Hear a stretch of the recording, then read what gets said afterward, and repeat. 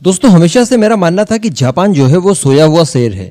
उसे जगाने की कोशिश ना करिए, क्योंकि अगर वो एक बार जाग गया और युद्ध में उतर गया तो युद्ध का नक्शा बदल देगा। जापान की टेक्नोलॉजी आप जानते हैं कि दुनिया में नंबर 1 है। अगर जापान के अंदर हिरोशिमा नागासाकी वाला कांड नहीं हुआ होता वर्ल्ड वॉर 2 में, और अगर जापान भी अमेरिका की तरह अपनी पावर को लगातार बढ़ाने की कोशिश करता, तो यकीन मानिए कि आज सुपर पावर अमेरिका नहीं बल्कि जापान होता।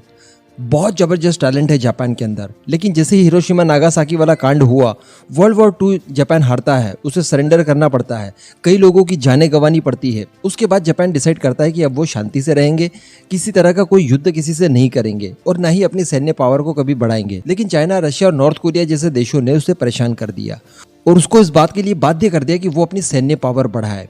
अब उसने ये काम शुरू किया, कई सारे नए नए हथियार बनाए। वैसे अगर भारत से अभी कंपेयर किया जाए तो जापान अपनी इसी हाई पोटेंशियल के साथ अगर काम करे तब भी 20 साल लगेंगे, तब वो जाकर भारत के बराबर कहीं हो पाएगा। और तब तक भारत भी कोई चुप थोड़ी ना बैठेगा, भारत भी आगे लगातार बढ़ते रहेगा। तो कहने का मतलब भारत और जापान की पावर में कोई कंपैरिजन बैठता ही नहीं है। लेकिन इसके बावजूद हम लोग जापान को अंडर एस्टिमेट नहीं कर सकते। जापान के पास कुछ ऐसी टेक्नोलॉजीज है, कुछ ऐसे हथियार हैं जो सिर्फ उसी के पास हैं, या कुछ ऐसे हथियार हैं जो केवल वो खुद ही डेवलप कर सकता है। लेकिन दोस्तों यहाँ पर अच्छी बात यह हुई है कि जापान ने अपनी सारी लिमिटेशंस को तोड़ दिया है। यानी जापान पहले किसी भी तरह का कोई लीथल वेपन या उसकी टेक्नोलॉजी एक दूसरे के साथ शेयर वगैरह नहीं करता था। वो उसे मानवता के खिलाफ मानता था, इसीलिए कई सारी पाबंदियां लगा कर रखी थी। लेकिन अभी जो लेटेस्ट खबर निकल कर आ रही है उसके हिसाब से जापान ने ये लिमिटेशन को तोड़ दी है और जापान ने इस बात का ऐलान किया है कि अब वो दूसरे देशों को लीथल वेपन और उसकी टेक्नोलॉजी वगैरह देने के लिए पूरी तरह से तैयार है। और सबसे अच्छी बात यह है कि वो 12 देश जिन्हें जापान अपने लीथल वेपन्स वगैरह देगा, उसमें एक नाम भारत का भी आता है। तो भारत को यहाँ पर क्या मिल सकता है, ये किस तरह से भारत के लिए बहुत ज्यादा एडवांटेज वाली बात हो सकती है, आज हम लोग इसी टॉपिक को डिस्कस करेंगे। आप बस वीडियो को एकदम एंड तक देखते हुए चैनल को सब्सक्राइब जरूर कर लीजिएगा।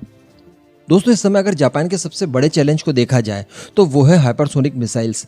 रशिया जो कि उसका दुश्मन है, जिसके पास ऑपरेशनल हाइपरसोनिक मिसाइल्स हैं। अगर बात की जाए चाइना की, तो चाइना भी बहुत ज़्यादा नज़दीक है हाइपरसोनिक वेपन्स को लेकर। वहीं अगर बात की जाए नॉर्थ कोरिया की, तो नॉर्थ कोरिया भी इस बात का दावा करता है कि उसने भी कई सारे टेस्ट हाइपरसोनिक मिसाइल्स के कर लिए हैं।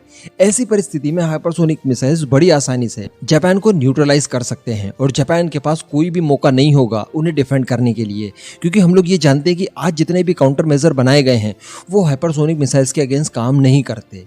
इन सब परिस्थितियों से निपटने के लिए जापान कई सारे हथियार बना रहा है। वैसे वो अपनी ताकत बढ़ाने के लिए कई सारी कैटेगरीज के हथियार बना रहा है, लेकिन जो सबसे बड़ा उसका हथियार है और पूरी दुनिया में जो बहुत ज़्यादा पॉपुलर है वो है उसकी rail gun, electromagnetic rail gun. Rail gun वैसे पहले भी आती थी, जिससे हम लोग कोई प्रोजेक्टाइल को लॉन्च करते थे जो कि एक्सप्लोसिव से भरा होता था, जिसमें गन पाउडर वगैरह होता था जो कि ब्लास्ट करता था। उसे आप किसी तोप की तरह कह सकते हैं। तोप से ज़्यादा स्पीड होती थी और तोप से ज़्यादा मारक क्षमता उसकी होती थी। लेकिन उसके बाद एक नया कॉन्सेप्ट आया इलेक्ट्रोमैग्नेटिक रेल गन का। इलेक्ट्रोमैग्नेटिक रेल गन में आप किसी भी तरह का कोई एक्सप्लोसिव नहीं छोड़ते हैं, बल्कि इस रेल गन से आप किसी प्रोजेक्टाइल को लॉन्च करते हैं।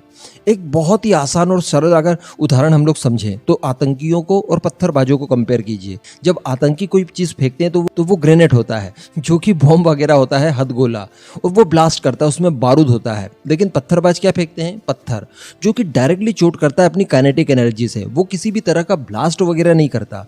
एग्जैक्टली इसी कॉन्सेप्ट के ऊपर काम करती है rail gun, electromagnetic rail gun जिसे हम लोग कहते हैं। इसके अंदर एक गोला होता है जिसे कि प्रोजेक्टाइल कहा जाता है ऑफिशियली। उसमें किसी भी तरह का गन पाउडर, बारूद वगैरह नहीं होता। वो केवल नॉर्मली एक मेटल वगैरह से बना होता है, जो कि इतने ज्यादा फोर्स से आप फेंकते हैं कि अपनी काइनेटिक एनर्जी के थ्रू अपने टारगेट को पूरी तरह से वो डिस्ट्रॉय कर देता है। अभी बताया जा रहा है कि ये जो इलेक्ट्रोमैग्नेटिक रेल गन है, ये हाइपरसोनिक मिसाइल्स के खिलाफ भी बहुत शानदार काम करती है। दरअसल ये कुछ इस तरह की होती है, यहाँ पर 2 आपको रेल्स दिखाई दे रही होंगी। ये कंडक्टिव मटेरियल्स की बनी होती है और साथ ही ये प्लस और माइनस चार्ज्ड होती है। इसके बाद होता यह है कि आप इसे हाई एनर्जी इलेक्ट्रिसिटी की सप्लाई देते हैं, ठीक वैसे ही जैसे आप लेजर वेपन को देते हैं। उसके बाद रिएक्शन ये होती है कि यहाँ पर इलेक्ट्रोमैग्नेटिक फोर्स जनरेट होता है बहुत ज़्यादा, जो कि काइनेटिक एनर्जी में कन्वर्ट हो जाता है और वही काइनेटिक एनर्जी यहाँ पर रखे प्रोजेक्टाइल को पुश करती है और इतनी ज़्यादा जोर से वो पुश करती है कि इसकी स्पीड 7 मैक के लगभग हो जाती है और 7 मैक की रफ्तार से ये प्रोजेक्टाइल को लॉन्च करती है। तो बताया जा रहा है कि इसके थ्रू बड़ी आसानी से हाइपरसोनिक मिसाइल्स को काउंटर किया जा सकता है। तो अब चूंकि जापान लिथल वेपन्स भी अपने फ्रेंडली कंट्रीज को बेचने के लिए, उसकी टेक्नोलॉजी देने के लिए तैयार हो गया है और उसमें भारत भी आता है, तो यकीनन ये वाला हथियार स्पेशली भारत के लिए बहुत ज़्यादा मददगार साबित हो सकता है। अगर ये हथियार भारत को मिल जाए, इसकी टेक्नोलॉजी मिल जाए, तो भारत भी इसके माध्यम से चाइनीज हाइपरसोनिक मिसाइल्स को काउंटर कर सकता है।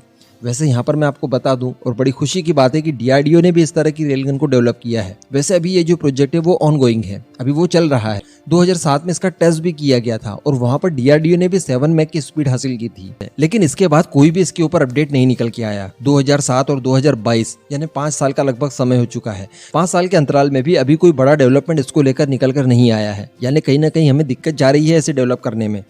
तो अगर यहाँ पर जापान भारत की मदद कर देता है तो यकीनन ये भारत के लिए बड़ी अचीवमेंट हो सकती है। भारत जापानीज टेक्नोलॉजी के सहारे अपनी खुद की रेल गन को उस एडवांस लेवल तक ले जा सकता है जहां पर हम लोग इसके थ्रू चाइनीज हाइपरसोनिक मिसाइल्स को काउंटर कर सके। तो वैसे ये तो आने वाला समय बताएगा कि किस तरह की चीजें यहाँ पर दोनों देशों के बीच में होने वाली है, लेकिन ये कहा जा सकता है कि अब चाइना के बुरे दिन शुरू हो गए, क्योंकि जापान ने भी कमर कस ली है। जापान बिगड़ गया तो मैंने आपको बताया कि वो एक सुपर पावर वैल्यू रखता है अपने आप में, सब कुछ डिस्ट्रॉय कर सकता है। अब इस पूरे मुद्दे पर आपका जो भी मानना हो नीचे कमेंट करके जरूर बताइएगा।